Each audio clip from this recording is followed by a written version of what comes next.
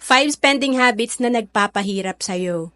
Una is gumagastos ka ng pera dahil gusto mo magmukhang mayaman. So, madalas, dahil sa social media, gusto nating magmukha tayong mayaman, kada kain natin ng masarap, pinopost natin yan. So, alam mo, mga mayayaman, wala nang pakialam sa ganyan kasi wala na silang issue sa pera. And pangalawa, ang madalas na paggastos sa ngayon at wala nang natitira para sa bukas. Yung talagang day by day lang yung iyong mindset para makasurvive ka lang. Pero alam mo, lahat tayo tatanda. Kaya kung active income ngayon ang source of income mo, like salary, dapat ang target mo balang araw naman, pag may investment ka na, may passive income ka na at pera na ang magtatrabaho para sa'yo. And then pangatlo, ang paggastos para sa mga bisyo. Minsan, 20-20 lang, 50. Pero pag kinumpute mo yan at nag-compound, 1 million na pala after 20 years.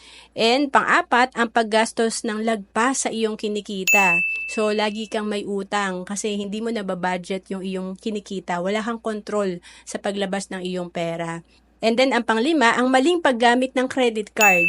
Kung wala tayong disiplina sa paghawak ng credit card, cash ang gamitin natin. At ang maganda, pag cash ang ginagamit natin, mas nararamdaman natin yung paglabas ng pera. Mas nakokontrol na natin ngayon yung sarili natin. To know more about savings and investment, message mo lang ako sa FB, Rowan Capistrano.